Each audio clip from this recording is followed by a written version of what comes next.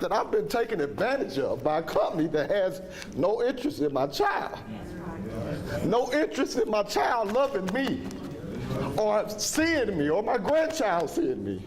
Frustrations fill the room at a public forum spearheaded by Representative Joanne Favors. Non-custodial parents, primarily fathers, ask about visitation rights, child support payments after a job loss, and how the court system seems unfair. They're going to tell you, well, give me your driver's license. Give me your passport. He's sitting there telling me that I'm nobody to my face when I've done nothing but work to pay my child support. Favors organized the forum for her district, but citizens from all over came. She said one of the biggest problems has been the economy. And many of them have taken the time to go to have the payments withdrawn from their unemployment checks and still have been charged with contempt. LaJuan Stewart says Maximus, Hamilton County's child support feeder, has charged several thousands of dollars in interest alone. Before I got laid off, it was $10,000. In 2 years, it went to $24,000. And Representative Favors says the community should be more supportive of non-custodial parents. And several attendees believe this is only the beginning. It's ridiculous that we have to go through this, and this is something that is well needed, and it needs to change. Keep fighting, folks. I'm telling you, keep fighting. They're doing us wrong. Tennessee, for too long, it's been acceptable not to exercise, not to eat healthy, and to use tobacco. And we're trying to change that. That change is the Healthier Tennessee Initiative. Governor Haslam introduced his plan at the headquarters of Blue Cross Blue Shield of Tennessee Wednesday. His hope is to encourage Tennesseans to live healthier lives and to make better choices. We'll focus on exercising more, 5 times a week, 30 minutes a day of some type of movement, eating better, and then either not using or not starting to use tobacco. The governor's office has partnered with several organizations to raise more than $6 million for the health and wellness-based nonprofit.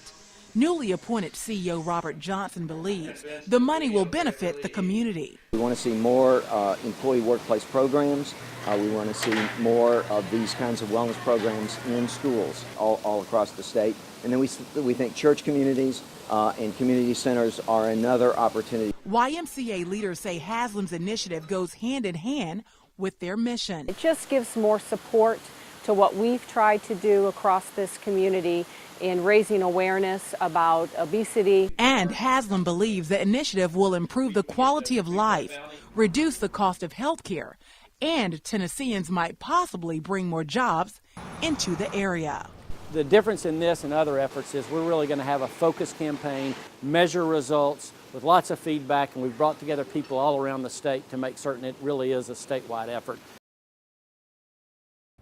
According to the Center for Disease Control and Prevention study, 1 in 50 children in the United States may be affected by autism, otherwise known as ASD. Today at Miller Plaza, people were dressed in blue for support, and I had the chance to hear from families on the effects of autism and the importance of early detection.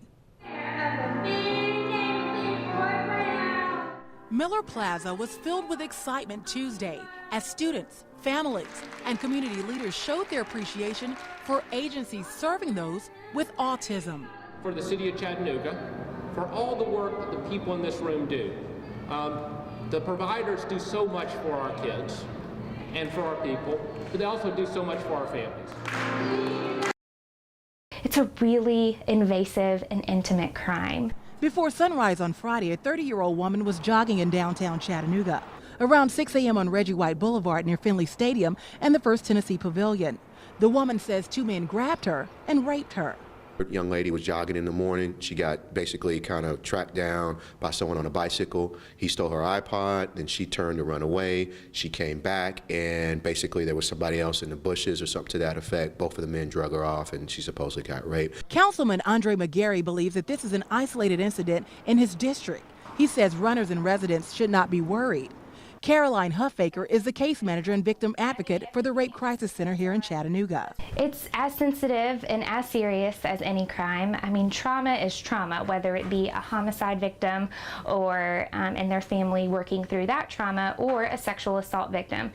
Try to find the joy out of life. There's so many things that happen that can get us down, but it's how we accept it and how we look at it, and our approach is what determines the outcome. Tiffany Mosley graduated from high school with honors, has an associate's degree in business, and has a bachelor's degree in psychology. She now works for CBL, and just by looking at her, you would never know she was a mother at the tender age of 13 years old. Even though Tiffany was a young mom, she says her son was her motivation. Stayed firm, stayed determined, not to give up, not to become another statistic.